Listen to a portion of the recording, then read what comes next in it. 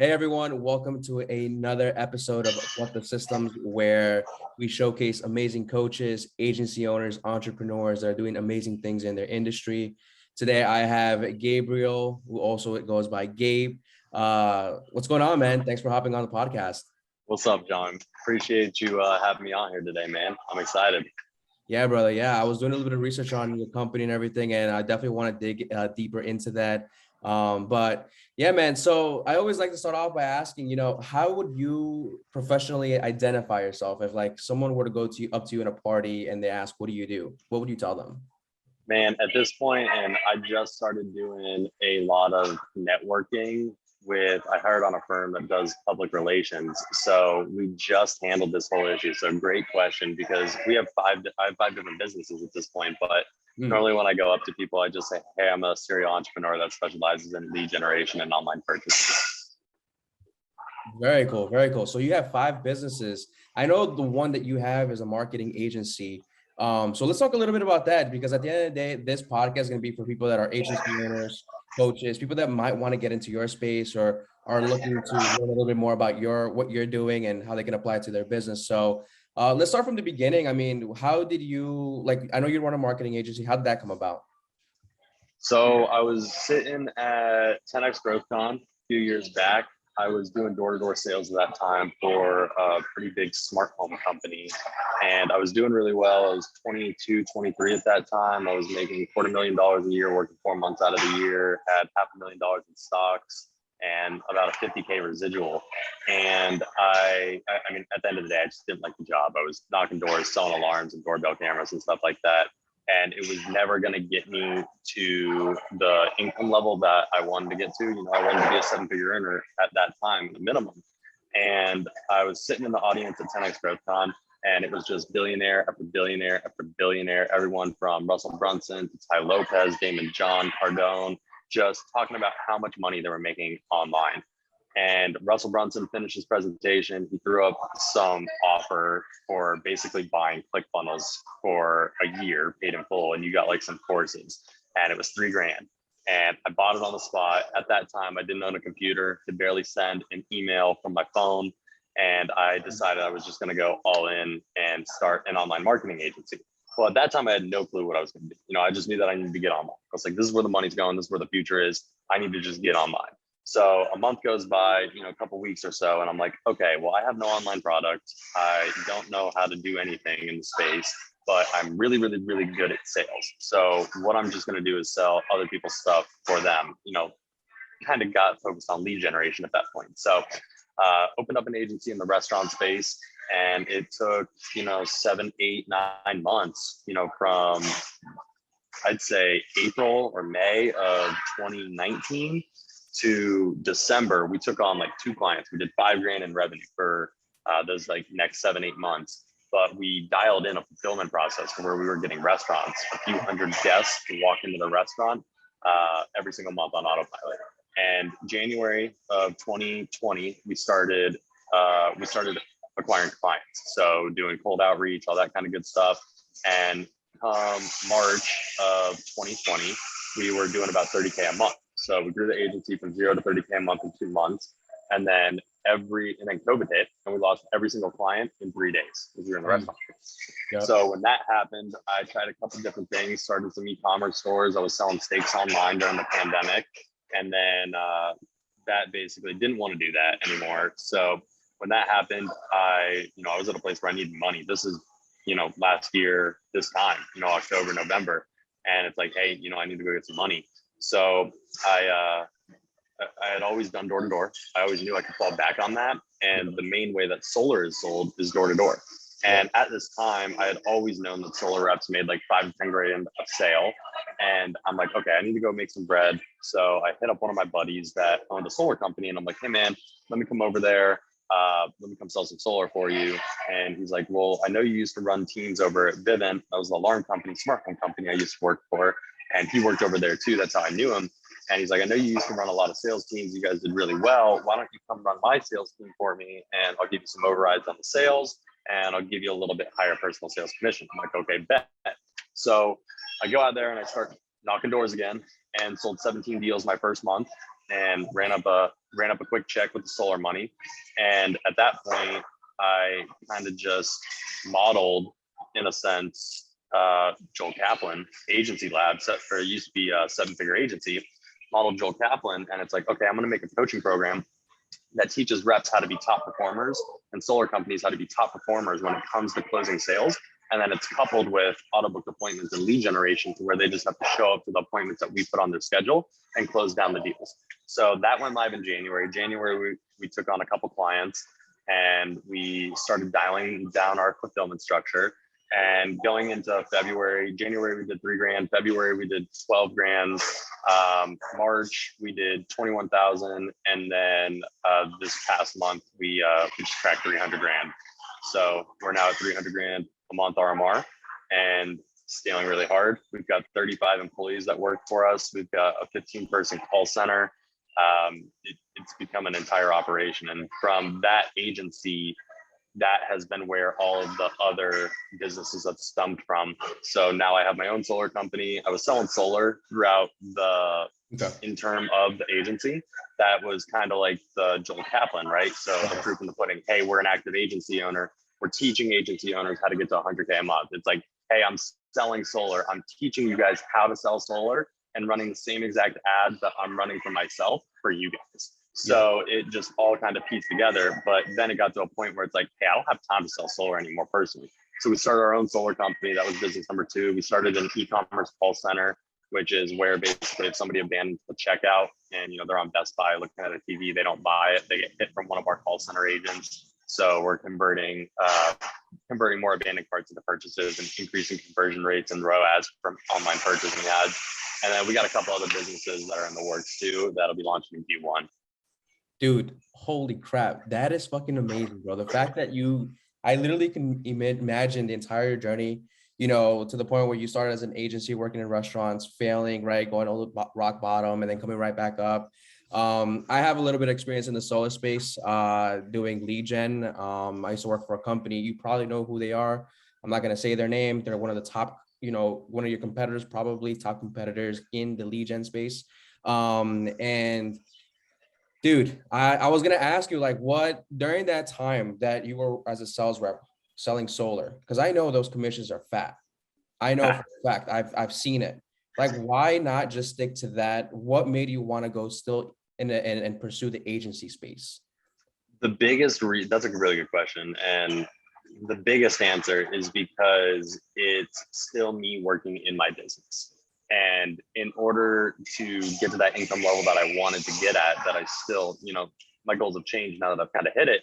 But to get to those next levels, whether it's in business or whatever, you need time. So yeah, I could go make $1 million a year selling solar and work, 20, 30, 40 hours a week. But if I stop working, I stop getting paid, right? You'll get your referrals and stuff and, all that's great. And you can do some quick, easy deals. But if I'm sick, if I don't feel like it, all that stuff starts coming into play. And then on the bigger picture, it's like, okay, what happens in a few years down the road when I got a wife? What happens, 10 years down the road when I got kids? What happens 20 years down the road when my kids are growing up? Like if something happens to me, I need to make sure that my family's taken care of, right? So it's that end picture, that bigger mindset where it's like, okay, I need to make sure that they are good. And yeah, I could buy real estate and it could cash flow at 4 to 6% and appreciate over 10 years. And we can exit properties and we can do all those things and they'd still be taken care of. But one quote that's always kind of stuck with me, it's from a TV show called Suits. It's one of my favorite TV shows. Have you seen it? I have not, no. Dude, you should check it out. This guy, Harvey Specter, he's the main character on the show. He's a beast. But one quote that he says in the first season that's always stuck with me is he says, life is this, and I like this.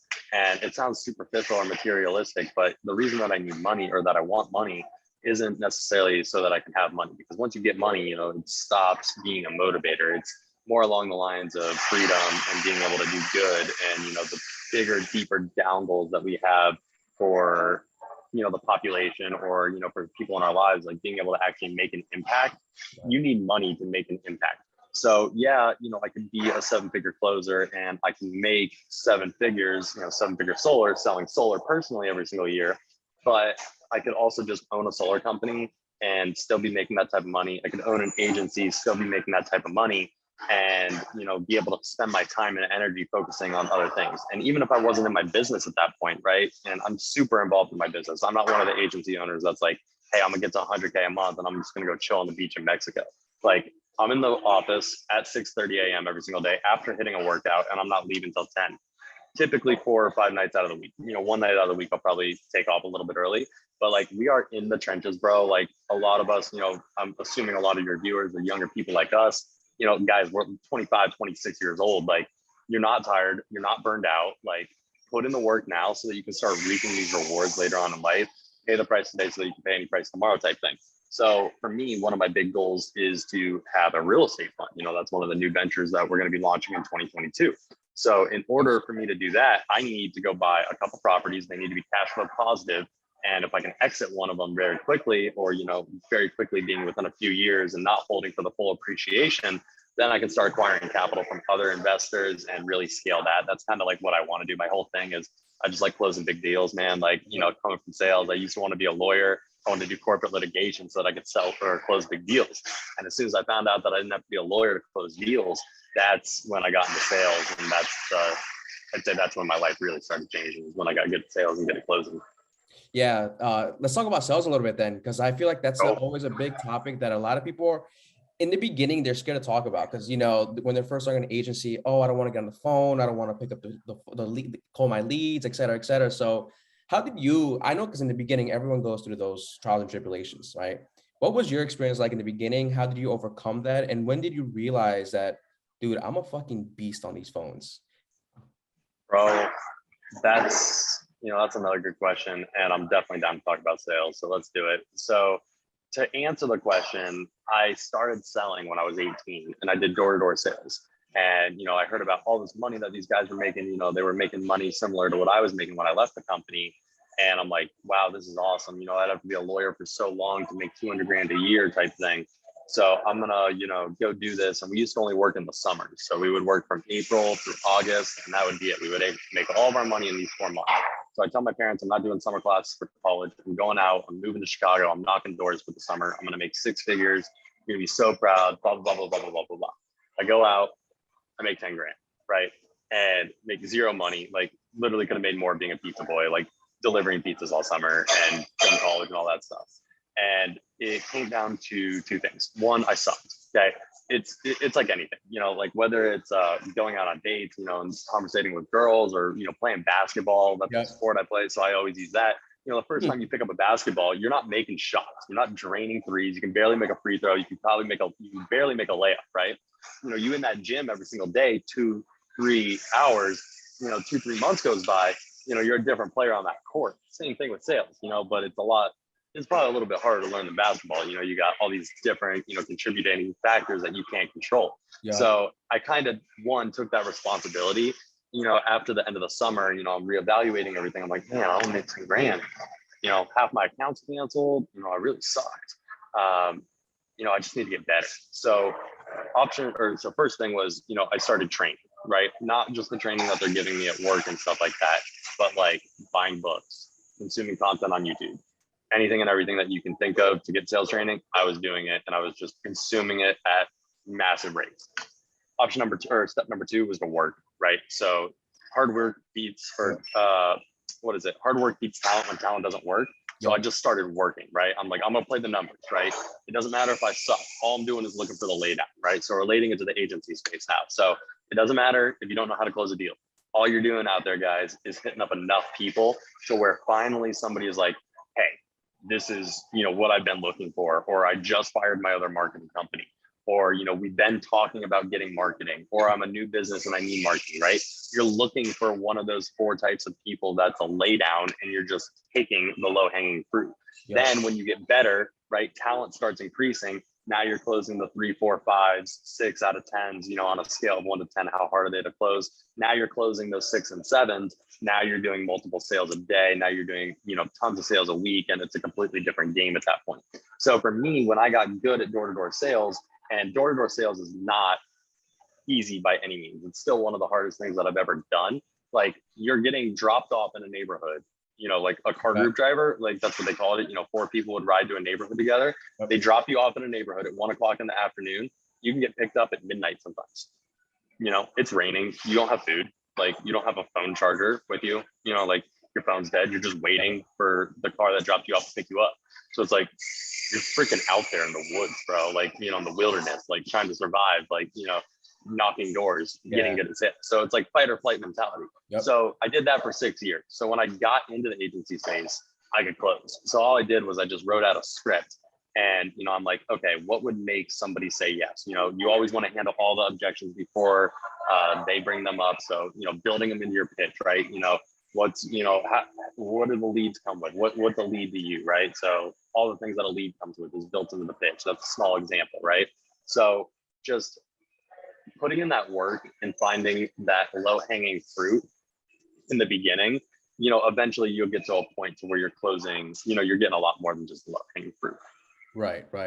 What kind of books or education did you consume to sharpen your sales skills? So the first one is Cardone U, about Cardone University. Another one, but before I bought that, I was doing Cardone's, just all of his YouTube stuff. Like he's got so much good stuff on YouTube, and like there's two types of closers. One is like very like Jordan Belfort, you know, neuro, you know, you're gonna do like mind trick type stuff. Cardone is just like hard closing, right? I'm the hard closing, right? But I definitely incorporate a ton of the psychology stuff into that hard closing. So and this is what I would say to everybody else: find what's going to fit you, and hunker down on that kind of stuff. Like, you know, you got your style, right? So find your stroke, learn as much as you can about that stroke. Cardone was really good for me. I'd recommend Cardone to anybody. And even if you're like, man, I don't want to be a hard closer and you're just getting into sales, you're like, I want to be more like psychological type stuff. Like, you have to get comfortable being uncomfortable. I get that you don't want to be a hard closer, but what's worse, not being a hard closer and not getting paid, or becoming a hard closer and getting whatever you want? The latter, any day of the week. So get uncomfortable, go learn, do the things that you feel uncomfortable doing, because soon enough, they're not going to be uncomfortable anymore. And you're going to be reaping the rewards from all the hard work that you just put in over however long it took you to get to that point. Relentless by Tim Grover. He was the coach for Michael Jordan, Dwayne Wade, Kobe, and a few other heavy hitters in the ball games. That's an awesome book that'll take you to the next level for sure. Have you read that one? That book is amazing, bro. Like, dude, when I was reading that, like, I felt like he was talking to me, man. Like, being the cleaner, I think there was three. I can't remember what it was, but there was three types of people. I think the cleaner was the one that literally did everything and anything to basically win or basically win and be better. It's like the perfect example I can think of is Kobe, the Mamba mentality. Like, that dude did anything and everything to succeed, even to win a game or whatever the case may be. And yeah, like that book is amazing. I highly recommend anyone that's watching this to definitely read that book. Didn't he just come up with another book? I don't remember the name of the book. He did just come out with another book. I haven't read it yet, but yeah, Cooler, Closer, Cleaner. And it's awesome. Yeah, it'll take you to the next level. It talks about getting in the zone and stuff, like how basketball players, you know, they're not thinking about tucking their elbow and where they're releasing when they're shooting a shot. They're just shooting the shot because they've done it so many times. They've already thought about it. And now it's just instinct. And that's how it needs to be, like in the close. So like someone's like, hey, I need to think about it. I'm like, great, is 2 or 3 days long enough, or 2 or 3 weeks a little bit better for you, right? I'm not thinking about what I'm saying. It's just off the top of the tongue and I'm closing down. In other words, what you're saying is repetition, getting your reps in. Reps, make mistakes. And I can speak from experience, because when I first got into high ticket sales, dude, I was fucking nervous. But when I went in, I knew that I had to close deals, man. And it was just like, I got to do whatever I got to do to close the deal. And at the beginning, back when I was doing an agency, I was doing demos, and it's good because you follow a framework, a roadmap, essentially, that keeps you in line with what your sales process looks like.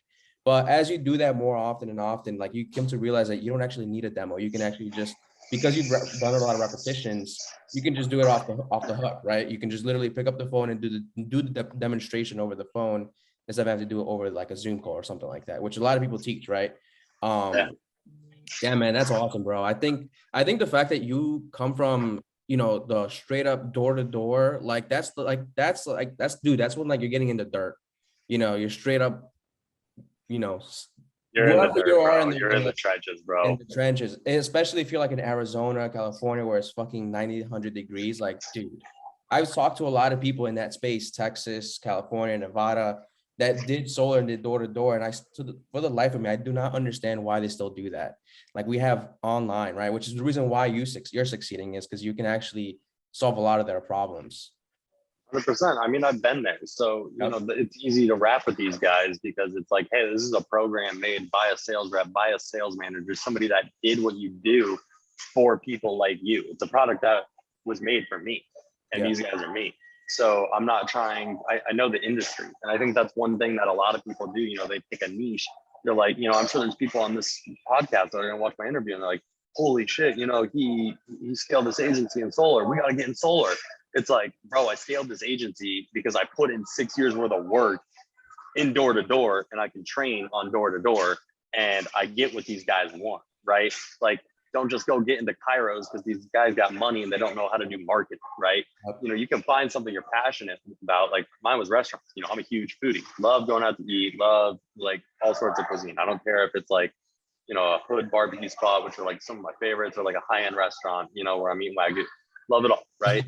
So for me, restaurants was like super natural to get into. And because I liked it, I was able to scale that. You know, in the restaurant agency, I have no doubt it would have been a 7-figure agency, right? We had just cracked paid ads, and then freaking boom, you know, COVID. But everything happens for a reason, right? You know, if COVID never happened, I would never be where I'm at now. I'd never be, my restaurant agency would, one, never be as good as my solar agency, number one. Number two, I would never own a solar company. Number three, I would never have a call center. I would never have a call center third company, right? So all these things, you know, everything happens for a reason. And sometimes you don't know what's going on in your life. You know, like stuff's gonna happen, you know, it's just gonna happen.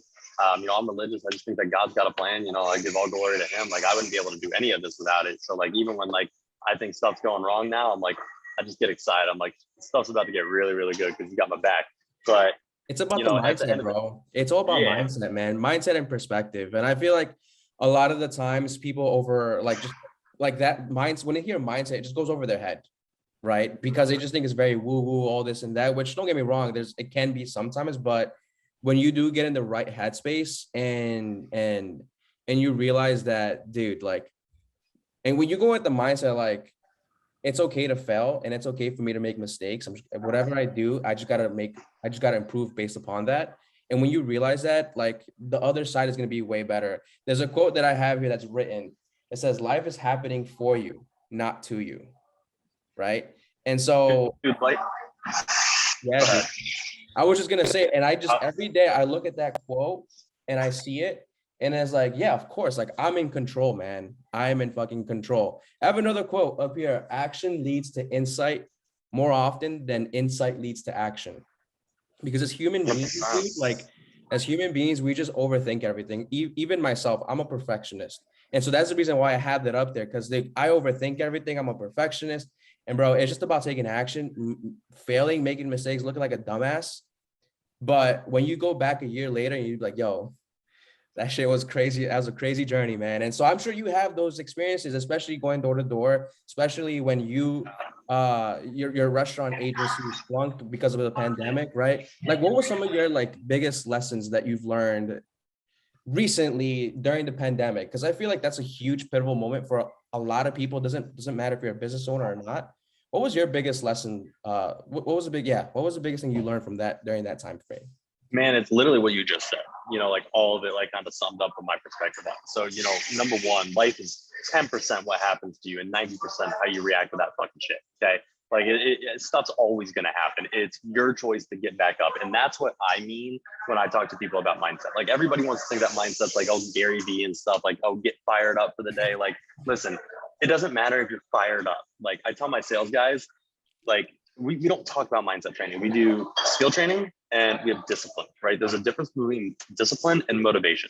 Discipline is having the ability to do things when you don't feel like doing it. Motivation is great when you're, you know, motivated, but if you're not, then you're done, right? So the motivation is a very, very fine line to walk. Like you don't need to be motivated. You need to be disciplined. You need to show up day in, day out when you don't feel like it. Because when you get consistent at things, you are going to get the results. It's if you work at something long enough, you will get the results. So the biggest challenges that I face during all of it is being completely overwhelmed by debt, by being broke. Like I had to move out of my apartment. I was living with my buddy that bought $1 million condo on the water in St. Pete, and he was renting me a room for $1,300 a month.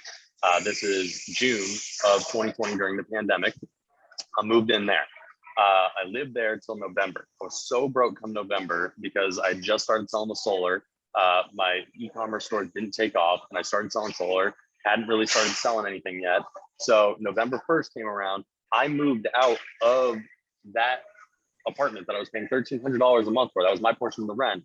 And I moved into a more expensive place downtown Tampa. It was $3,000 a month, but they gave me 2 months of rent for free as a sign-on bonus to move in.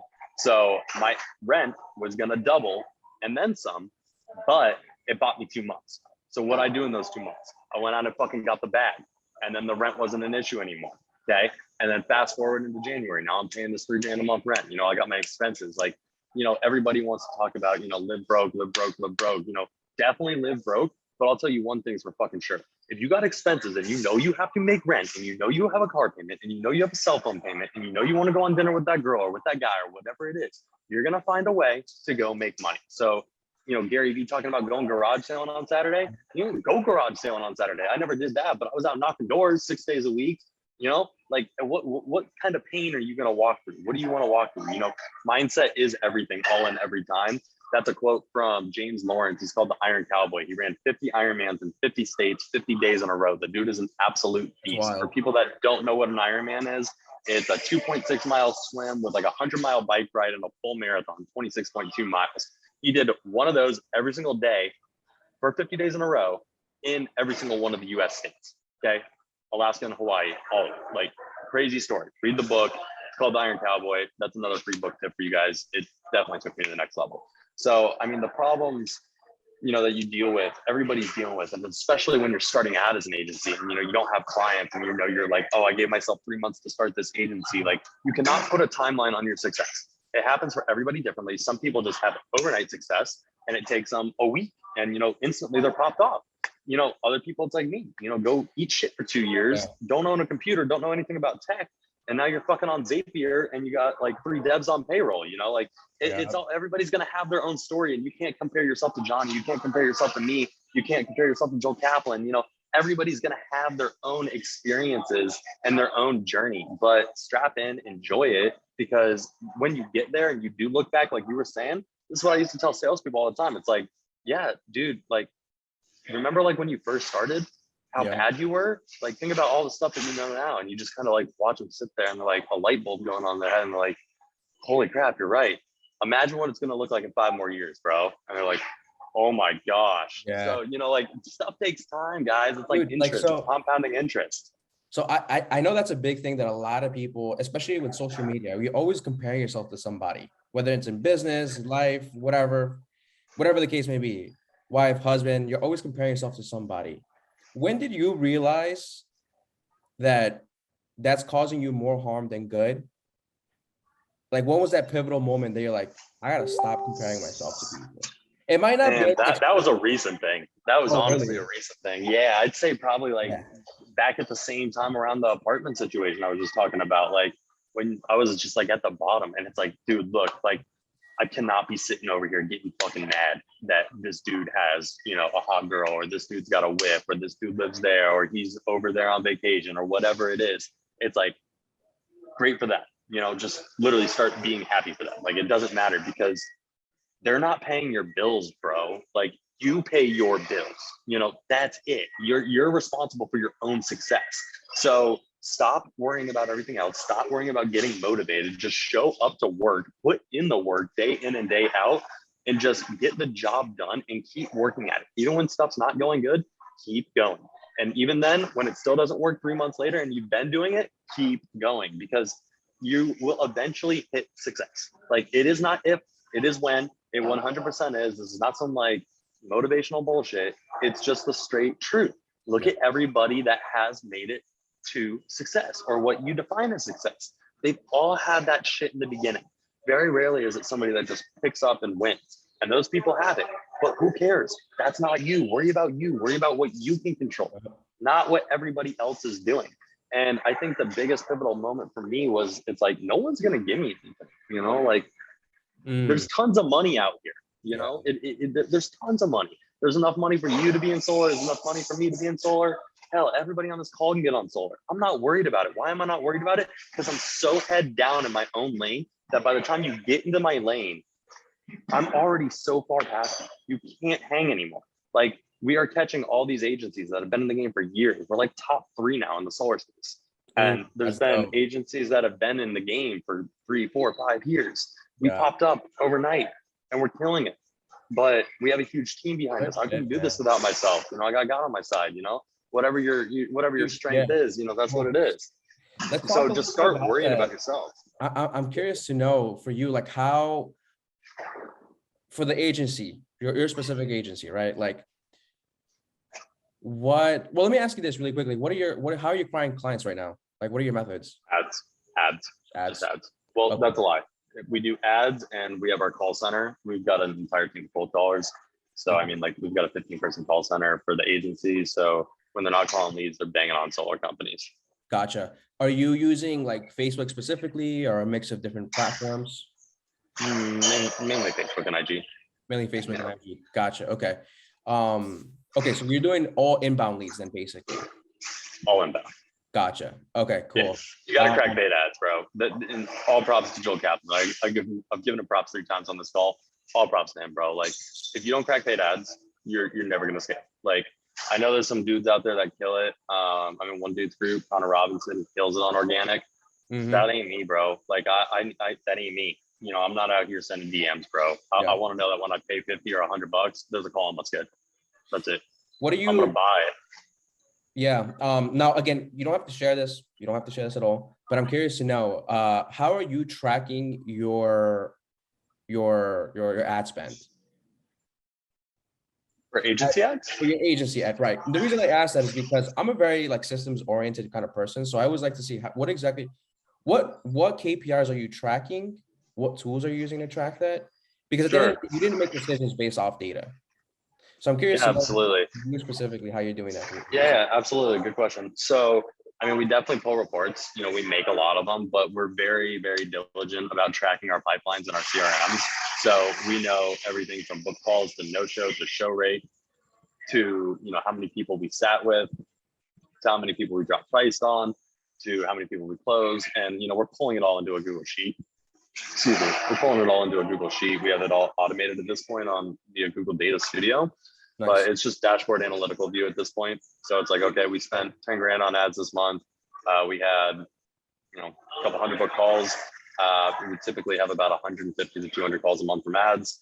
And, you know, we closed 30, 40 deals, something like that. So 30 deals, ballpark like that. So we just started scaling again. We kind of held off for the past, probably started scaling again like early October. Last month we took on 40 clients. And we ran at what was our cost of acquisition? We spent like $11,000 divided by 400. Oof. Or not divided by 400, $11,000 divided by 32. I think we sent 32 clients last month. Gotcha. So, I mean, we know our numbers 100%. You have to know your numbers. What gets measured gets improved. Dude, those are some solid numbers. How is your man, I can 40 clients last month. 32, wow. Not 40. 32. I spoke wrong. Yeah, 32. That's still a lot, man. Was it hard to fulfill those? Like, how were you able to onboard so many clients? No, we can scale up to 600 grand a month without having to hire another employee. We're built to scale. So it's fucking scaling season right now. So we're going hard. What's the secret to that? Like, how do you scale something like that? Because I feel like most people's bottleneck would be 10 clients, 5 clients, whatever. And they're like, fuck, I'm overwhelmed. I've been paying myself $5 grand a month and we've been doing over 80K a month since April. Ooh. Stay broke. You know, what the fuck do I need? You know, like, I got my dope apartment. I go have some fun on the weekends. My bills are paid. Like, dude, you work online. You don't need to be wearing Gucci. You know, I saw this quote today. Louis Vuitton, all these brands, they're not made for the rich people. They're not. You know, they're made for the people that want to look rich. So, like, I'm wearing this $6 shirt that I got at TJ Maxx. You know, like, what's up? You know, I don't give a fuck. So it's like, you don't need to go get some money and like start buying dumb shit. You can get some money and put it back into what's giving you the money. Okay. So same thing with the solar company. It's like, okay, you know, we don't just get paid, we just go buy more leads, you know, we go buy more deals. You can buy it. Like you can buy an agency in the aspect of if you can close a deal, and this is why we're successful. Like if we were not good at sales, we would not be running at those cost of acquisition numbers. We would not be scaling and acquiring clients. We have to be good at sales. But if you can close and you can get good at sales, if you guys don't take anything else from me, if you can get good at sales and you can crack paid ads, you can buy a 100K a month agency by buying your clients, right? As long as you have a fire offer and good fulfillment and can retain those clients, you can go buy a 100K a month agency. That's the secret right there. Obviously, retaining is also another big aspect of things because from my experience, it was very hard to retain clients. I was in the car dealership space back then. And so I'm curious to know, how long does your typical customer stay with you? Let me ask you a better question. Do you offer 1 month contracts or 3-month contracts? We do month. And you know, the first month, it's about a 70% to 75% retention, about 70% retention that somebody's going to stay. If they stay for month 1, we're going to be with them for a minute though. I'd say actually if they stay for month 2, they're going to be here for a minute, you know, and we're still kind of new into it. So like, you know, to ask us how it works over a couple of years, I can't answer that. Yeah. But what we are seeing, you know, in the solar space is a little bit different than a lot of other niches because it takes so long to get paid. You know, like if I close a deal today and I'm in solar, you ain't seeing any money for 30 to 45, sometimes 60 days. Yeah. So, you know, we'll go ahead. I was just going to ask, because I know in the solar space, typically when you close a deal, you got to go through M1, through M2, I think even through M3. And so you got to wait sometimes 4 or 6 weeks to get paid for your commission. How have you been able to handle situations like where you have a client that you know you've delivered quality leads, quality appointments, but they're like, dude, I haven't closed anything now? Because at the end of the day, as you know, they're probably going to see that next month. How do you handle those situations? That's exactly what I was getting to right before you asked. So, you know, now what we're seeing is people that we crushed it for, like literally crushed it. Like paid us $5,000, made 56, don't renew, month 2. And I'm like, the hell is going on here? Like, what the heck? And, you know, they took like a last chance on us. Like they had $5,000 in their pocket and they paid us and we delivered, and then they had to wait on funds and they come back. And now that's what we're seeing a lot of. You know, we'll get people. So it's really cool because it's super, you know, fulfilling, gratitude, you know, all that good stuff.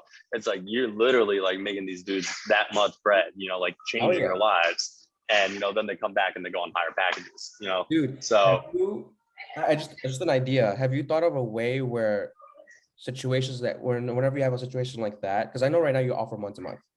So have you come up with a way where like you can sweeten the deal? Like, let's say, for example, in situations like that where someone crushed, you know, you crushed it for them, but now they got to wait till they get that money. Like, do you have like a system or an offer or something that, you know, it's going to happen? Now you're just ready to like crush it. You know what I'm trying to say? That's really good. I don't, but I guarantee you after this call, I will. Yeah. I'm just thinking. I guarantee you I will. Dude, because like, think about it. You can, you know that saying, if you can close the broke people, you will never. There's a saying that I just don't know how to say it, right? And I'm thinking like the ones that can't afford your services, but they give you the last dime because they need to make it work, right? Yeah. You can come up with a way maybe that you can leverage those types of clients. Once you do that, dude, fuck, man, 300, so it's gonna be 600, maybe $1 million a month. I mean, we'll be at 8-figure run rate 100%. That's inevitable. It's not if, it's when we put in the work. How big is your team right now? 35 people. Hell yeah. How many reps you got? Sales reps? Yep. One sales rep. Wow. He doesn't even have time to take a piss during the day. Oh my God. Closing. Have you thought of maybe hiring another sales rep, or? We're thinking about it. Okay. I mean, we're thinking about it. Probably going to. We're definitely thinking about it. You got one sales rep. One sales rep. It's like, you know, earlier you're like, how can you handle all these new clients? It's like, we're built to that, but it's like, now it's at the point where I'm trying to get paid. So if I do hire 2 sales reps and I have 20 calls a day and I'm spending 20K a month on ads instead of 10K a month on ads, now I'm gonna need more team members to make sure that gets done. And yeah, you know, we could totally do that, but you know, kind of scaling a little steadier. Like Yeah. I don't want to, like we went from, you know, this to that. Like Yeah. I'm not trying to go to this, you know. So like if I have to wait until, you know, let's say Q2 starts to be at an 8-figure run rate, that's fine with me. I think projection wise, I think that we can definitely, I think we're going to crack half a mil. Hopefully we're either going to crack half a mil by the end of the year, or we're going to miss it by the end of the year because everybody takes off in December. I don't know. So it's either going to be hit or miss, but I'm not worried about it. So like, and I'm not afraid to hire people. Yeah. So I like, it's not like we can get an account live within 2 hours. You know, we do like 3 to 4 days from onboarding to launch. Okay. But, you know, I haven't decided, you know, like, do I want to hire on another salesperson? The answer to the question is leading to this. It's leading to, hey, we're going to hire on another salesperson, get them trained over the course of the next 45 days. Then they're going to have a 2-week break on vacation, basically for Christmas. And then we're going to be ready to really scale. And that's what we're looking at. You know, everybody's got all those new year, new goals. Make sure you guys are capitalizing. Where do you feel like, okay, so let's, I'm curious to know right now, where do you feel like is your biggest bottleneck in the business? It could be either marketing, it could be either sales, it could be client fulfillment, aka onboarding, it could be retention, it could be data. Where do you feel like your biggest bottleneck is right now? It's a really good question. Biggest bottleneck, like right now, is definitely the time of the year. 100%. You know, like that's the only thing we're dealing with. Like, and it's a real thing. It's like, you know, how many people want to go buy a $50,000 system in December? You know, yeah, it saves them money, like a ton of money, and they're spending a lot right now. But how many people want to buy it? So I would say the uncertainty of the unknown of knowing if people are willing to purchase. And the only thing I'm basing this off of is my experience last year selling solar. So I know what I dealt with as a rep. So I can only assume that the reps are going to be in the same headspace in a sense. So I think we might have like a lot of pre-sales for January, and we might push onboarding type thing and do like a, you know, some sort of deal like that. But, you know, that would be, I'd say, the biggest bottleneck. That, and yeah, I'd say just the time of the year is our biggest bottleneck right now, because it's not a fulfillment issue. You know, we actually just got over, I don't want to say a fulfillment issue, but there was just so many clients came on that we needed a new system.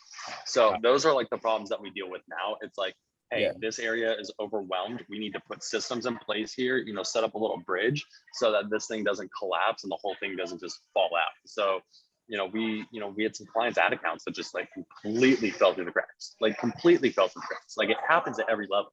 Like you're never going to be 100%. You're never batting 100, or you're never batting 1,000. You're always going to have the problems. But what do? You know, we get excited because that means if we make this better, what's that going to do to our service? It's going to make it better, which means what? We can charge more, which means we get paid more, right? So, you know, you just got to look at it as a positive. So dealing with a fulfillment issue is the most recent bottleneck in a sense. I would say managing the fulfillment and making sure that ensuring clients are getting results, right? Because if you are on an ad account all day long, you know, unless it's like some crazy extraneous circumstance, once you're in a niche long enough, you know what it takes to get results, which means you can pretty much get the majority of people results, right? So it's just making sure that you're doing all the right things and monitoring all the right things to ensure that those results are happening. That's what we just put in place. So current bottleneck would be time. Applicable bottleneck to your question would be a fulfillment issue. Gotcha. Okay. So there's two different bottlenecks. One is related to the market that you're in, and then one more of like for the internal side of things. What about you specifically as the owner? Obviously, you want to be working on the business, not in the business, but you have a different approach. You still want to be in the grind, which I totally respect that. I think every company or every business should do that because it shows a good example of as a leader to your staff. What is one thing that if you can delegate, eliminate, or automate that you do specifically that no one else could do? Or I don't even know if that's the right question, the way I'm phrasing it, but like, what is keeping up your time right now the most? So I'll answer how I just handled the situation. So my biggest thing that I was dealing with was I'm working all week, like grinding, you know, all week long, like don't have time for anything. Now I'm spending my weekends cleaning. I'm spending my weekends doing laundry. I just hired an assistant. Okay, I'm at that level. So like I literally just hired an assistant. I'm freaking loving it, bro. I walked in yesterday at 6 o'clock to grab some gym clothes. I take an hour gym break from like 5:30 to like 7 p.m. sometimes if I don't go in the morning. And then I go back to the office. And I walked in yesterday at 6 and I got my assistant in my house. She's doing my laundry. It's all folded. My bed's washed. Like she's doing dishes and stuff like that. So like my biggest bottleneck was being able to maintain that work-life balance, which is super, super important. I love to be offline on the weekends. Like I used to work weekends. I used to work Saturdays. I'd rather just put in my time during the week and work those extra hours. Like if you work an extra hour in the morning and you work an extra 3 hours at night, you work a freaking 5 to 8 shift or a 5 to 9 shift, you work an extra 5 hours a day. That's an extra 25 hours a week. That's literally over an extra half a week every single week, which means out of the month, that's an extra 2.5 weeks that you're working. Yeah. 2.5 weeks extra in a month. I have a 6-week month, 6.5 week month. So it's just like, I can't sustainably do that and have those weekends as, having to do all that busy work, right? So it's just like, I hired an assistant because it's at the point now where my time, I value it so much where I have no problem sacrificing it during the week, but the weekends are for wakeboarding, for friends, for family. Like it's my dad's birthday this weekend, we're gonna go shoot guns and go to dinner and hang out, like that's why I've been putting in the work, this week, I want to be able to do that kind of stuff. So that was the biggest bottleneck for me, was not hitting that burnout period that I've hit so many times in the past. And I recognized it coming again. And I'm like, because I just started, I was probably working about 12-hour days before, but I just started putting in like 15, 16 hour days, like legit. And I just started that and I've been doing it for about a month. And I'm just like seeing it like I'm about to teeter. Dude, so I think being able to recognize when you're about to burn out is such a fucking awesome thing that you can do for yourself, because you can catch yourself from digging a hole and falling into it. 100%. And I think that, damn, man, that's awesome, man. Wow, that's actually really good that you can identify when you're about to hit burnout. And it's like, all right, nope, not letting that happen. Is it just you, man, or do you have a partner? I got a partner. Okay, cool. I was curious to know if you did or didn't. Okay, so you got a partner. Very cool. Wow, man. Shit, that is dope. What do you guys use right now for CRMs? Like, how do you guys? High level and HubSpot. Okay, yeah. Very cool. High level for your clients as well? High level for my clients as well. Cool, very cool. Dude, that's awesome, man. If you can solve one thing in your business right now, what would it be? In the next solve one thing in my business right now, what would it be?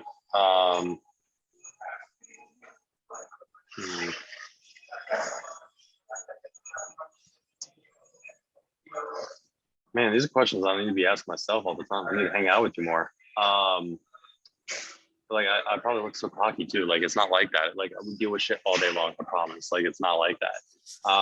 It's just like the second that a problem comes out, bro, like we just fucking solve it. Like that, like it's literally like I plan out my week on Sunday. I do give an hour on Sunday. I go to church and then I take an hour and I plan out my week, right? So that I'm just organized. But we start knocking out the big rocks or big tasks in the week. First thing Monday, it gets delegated, right? And then come Tuesday around like 10:30 to 12, that's when the problems started coming. Mm-hmm. I'm like, let's go, I'm ready. So like, we had our call center dialer, it was calling all spam numbers. So we had to go buy a service, right? So it's not like we don't let problems linger, if that makes sense. So it's like asking me what the biggest problem is in my business. It's not applicable in the aspect of it might be a problem today, but come this time next week, there's new shit going on. Like that thing was solved. So, I mean, the problem, it's not a problem anymore. It's just like, there's never going to stop being problems. Yeah, and the problem that you're dealing with today is going to seem so fucking small 5 months down the road. Like, it's not even going to matter at all. So just handle it. Yeah, it sucks. Like how many like nights on Friday where I was planning on leaving work at 5 and some shit crashes or whatever, and you just like have to deal with it for another 2 hours. Like that's just going to happen, but it's not going to matter in 2 more months. So problems are always going to come, deal with them and move on to the next one and get excited when they come, because it's just going to make your service better. Ooh, that's dope. That's dope. What kind of advice would you give someone that wants us, that is either, so I'm going to ask you 2 questions. One is, sure. what kind of advice would you give someone that wants to start an agency, that's just starting from scratch? And then the other one is, let's say, because I feel like reaching your 10K is always the hardest part, right? What would you give advice? What kind of advice would you give that person that reached 10K to scale to 50K, 100K per month? So to start and get to 10K, keep your day job. Okay. I was just having this conversation with somebody yesterday. Keep your day job. All right. You don't need to go be an entrepreneur just so you can put it on your IG bio. Okay. There's a big difference between being an entrepreneur and having it on your Instagram bio. You don't need to go quit your job. Keep your job because that pays your bills. That's going to keep your stress off you because your finances are paid. As long as you continue living the same way that you've been living, you're going to be fine. Go get one client after you pick a niche. Once you get that client, the only thing that you need to care about is fulfillment. Once you can learn how to fulfill, then you can scale, okay? Because if you cannot get clients' results, you are never going to be able to retain a client. So you're not going to have any lifetime value of your clients.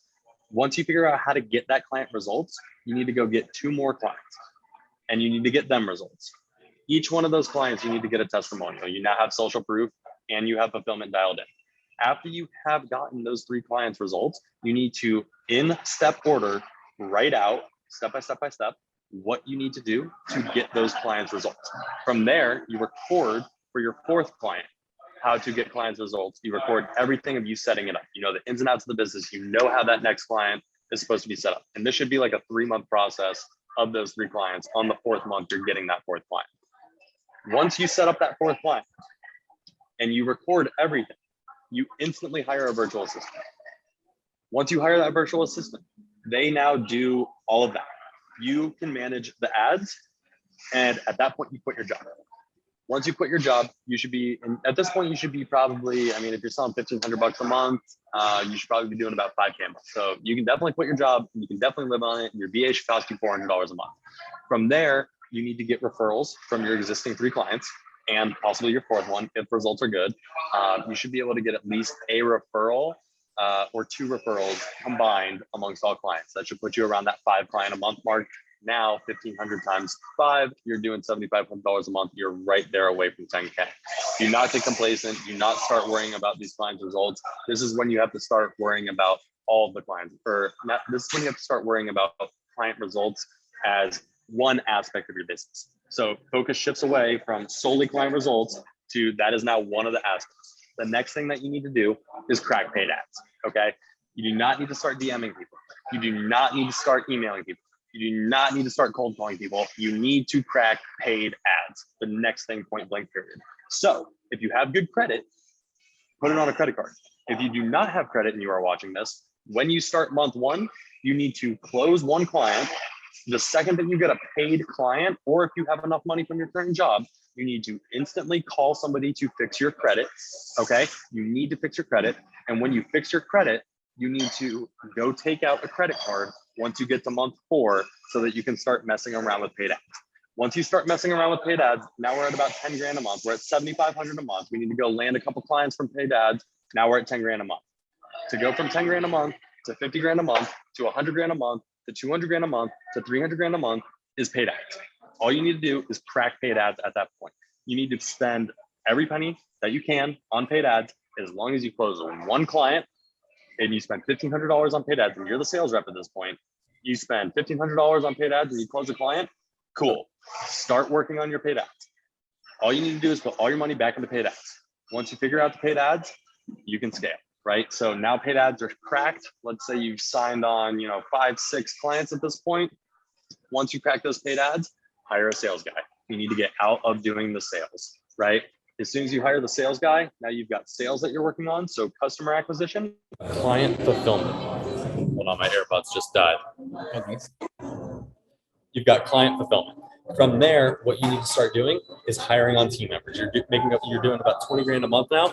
At this point, you've probably been keeping it, or if you've been smart, like listening to me, you've been putting it back into the paid ads. But what needs to happen now is you need to start hiring on employees. You need to get an account manager. You need to get out of the day-to-day. So get that account manager in there. So now you have client management, client fulfillment, and you have client acquisition. Those are your 3 brackets that you're looking at. From there, you're just dumping money over here, realizing that clients are going to leave, always be replacing clients, dumping money over here, and you are spending your time on fulfillment, making your product better, making your product better, making your product better. From there, it's a constant cycle. Shit, dude, you just laid out the blueprint. Literally, you just gave away the blueprint. People pay $10,000 for this, if not more, to get this information. So I recommend anyone who's watching this to really go back and listen to what he just said, because you're talking to someone who's about to be 8 figures per month, who's been there and done that, and is doing it, still doing it. So dude, that was awesome, man. I cannot, dude, that was perfect. Couldn't have said it any better. Well, man, I know we spent I think it's about to be an hour, and I want to be respectful of your time.